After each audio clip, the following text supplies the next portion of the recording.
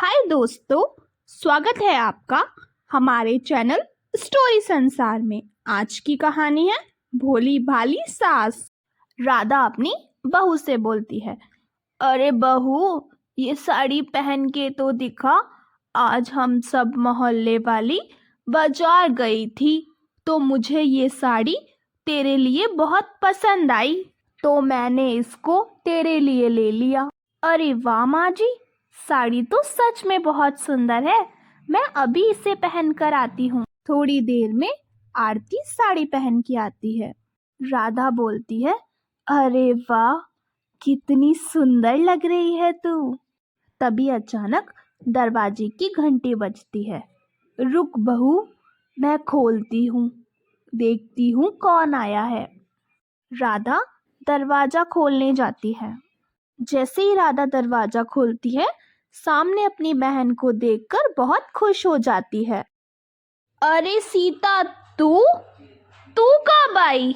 मुझे बता देती, मैं ऋषि को तुझे लेने स्टेशन भेज देती।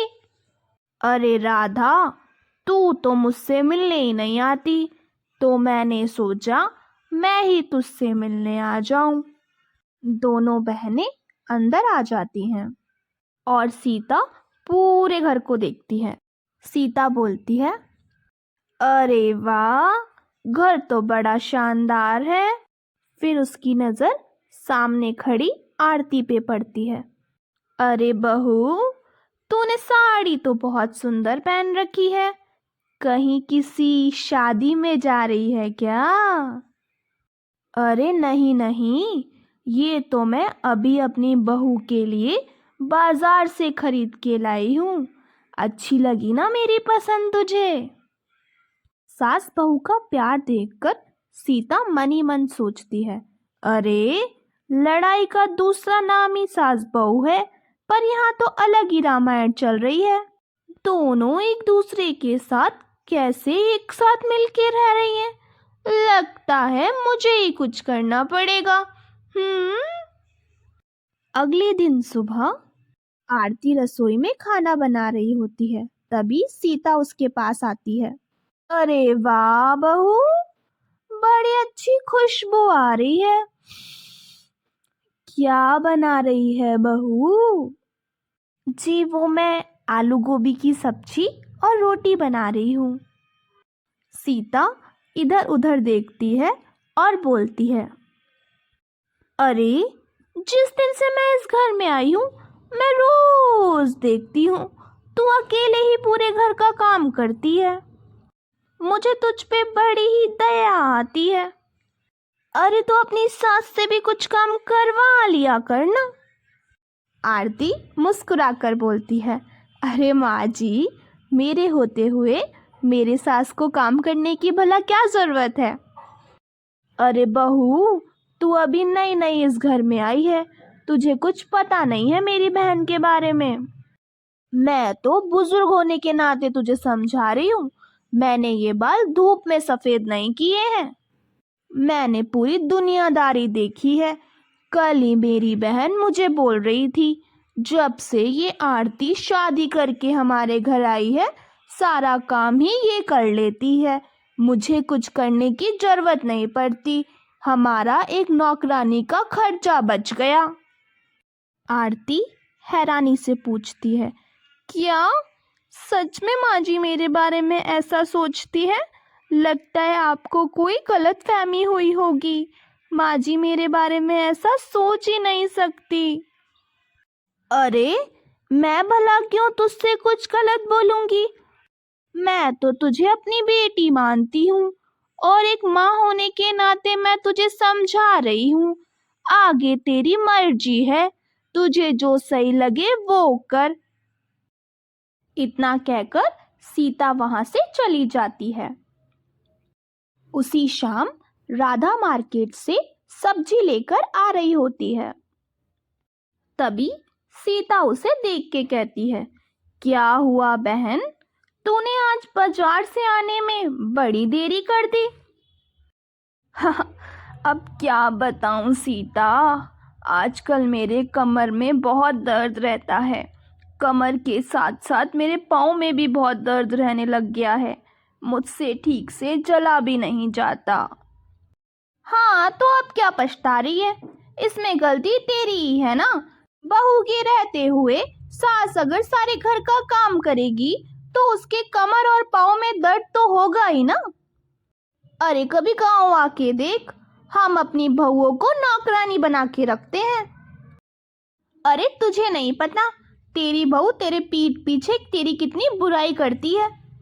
कल ही मैंने सुना, पड़ोस की विमला से बोल रही थी तेरी बहू कि मेरी सास के होते हुए मुझे नौकरानी रखने की कोई जरूरत नहीं है, सारा काम मेरी सास ही कर लेती है, मैं तो आराम से महारानी बन के बैठी रहती हूँ। ऐसा नहीं हो सकता, मेरी बहू मेरे बारे में कभी ऐसी बातें नहीं कर सकती। मैं भला क्यों तुझसे झूठ बोलूंगी, मैं तो तेरी बहन हूँ। तू तो सारा दिन अपनी बहू की चाकरी में ही बिता देती है, कभी उसके लिए सब्जी लेके आती है तो कभी उसके लिए महंगी महंगी साड़ियाँ लेके आती है। तूने तो अपनी जिंदगी जीना ही छोड़ दी है, अपनी बहू के पीछे ही लगी रहती है तू। राधा बेचारी सोच में पड़ जाती है और सीता मौका देखकर वहां से चली जाती है। अगले दिन से सीता सास बहुओं को एक दूसरे के बारे में भड़काती रहती।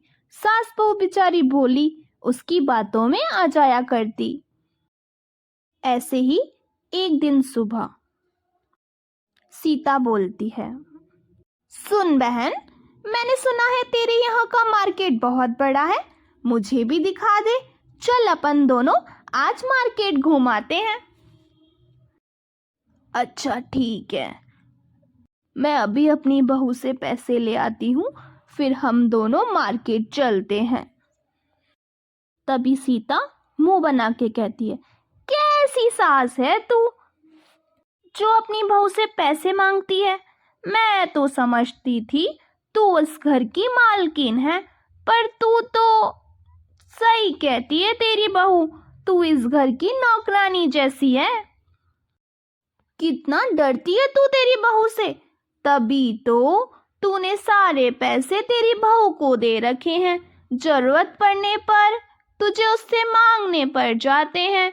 हमारे गांव में तो बहू मांगती है सास से पैसे, पर यहाँ तो उल्टा ही है, तेरी बहू ने तुझे नौकरानी बना दिया। सच में तू किसी नौकरानी से कम नहीं है इस घर में। सीता की बात सुनकर राधा को बहुत तेज गुस्सा आ जाता है और वो गुस्से में आरती के कमरे में चली जाती है। आरती से तिजोरी की चाबी मांगने लगती है। आरती भी अपनी सास से बहुत गुस्सा थी क्योंकि वो भी सीता के भड़कावे में आ चुकी थी और तिजोरी की चाबी देने से मना कर देती है। और देखते ही देखते दोनों सास बहुओं में बहस होना शुरू हो जाती है। दोनों बहुत तेज आपस में लड़ने लग जाती हैं। दूसरी तरफ सीता सास बहू की लड़ाई देखकर बहुत खुश हो जाती है। देखा, करवा दी ना इन दोनों की लड़ाई, बहुत शांति से रह रही थी दोनों, मैंने आग लगा दी दोनों के बीच में। मेरा नाम भी सीता है, जो सोचती हूँ वो कर ही लेती हूँ। आखिरकार करवा ही दी ना मैंने इस घर की शांति भंग। तभी राधा का बेटा ऋषि ऑफिस से आ जाता है। उसकी नजर सास बहू की लड़ाई पे पड़ती है। वो उनके पास जा ही रहा होता है, तभी पास खड़ी मौसी को देख लेता है जो मुस्कुरा रही होती हैं। मौसी को मुस्कुराता हुआ देखकर ऋषि सब कुछ समझ जाता है। उसी दिन रात को वो मौसी की बहू को फोन करता है और उनकी बहू को सारी बातें बता देता है। अगले दिन सुबह सीता आराम से टीवी देख रही होती है, तभी उसकी बहू आयुषी वहां आ जाती है और आते ही सीता पर चिल्लाने लग जाती है, अरे वाह माँ जी, आप तो बड़ी झूठी हैं, आप तो मुझसे बोल के आई थी मैं तीर्थ यात्रा पे जा रही हूँ, पर आप तो यहाँ आकर बैठ गई। आयुषी की आवाज सुनकर सीता और राधा भी वहां आ जाते हैं। आरती और राधा को देखकर सीता झिझकते हुए बोलती है, अरे बहू तू यहाँ? मैं तो आने ही वाली थी। रहने दीजिए माँ जी, मैं आपको बहुत अच्छे से जानती हूँ। आपका काम ही क्या है? लोगों के घरों में आग लगाने के अलावा अपनी बहन को तो छोड़ दो। आपने तो यहाँ आकर भी आग लगाना शुरू कर दिया। वो तो अच्छा हुआ रात को मुझे ऋषि भैया का फोन आ गया, उन्होंने मुझे आपके बारे में सब कुछ बता दिया। पूरे गांव भर में आप यही काम करती रहती हो, कम से कम इन लोगों को तो छोड़ दो। अब जल्दी अपना सामान पैक करो, घर चलो जल्दी से। आयुषी की बात सुनकर राधा और आरती को सब कुछ समझ आ जाता है। वो दोनों एक दूसरे को देखने लग जाती हैं और आयुषी सीता को वहां से ले जाती है। दोस्तों, आपको हमारी ये कहानी कैसी लगी हमें कमेंट में ज़रूर बताइएगा। साथ ही वीडियो को लाइक और चैनल को सब्सक्राइब भी कीजिएगा। धन्यवाद।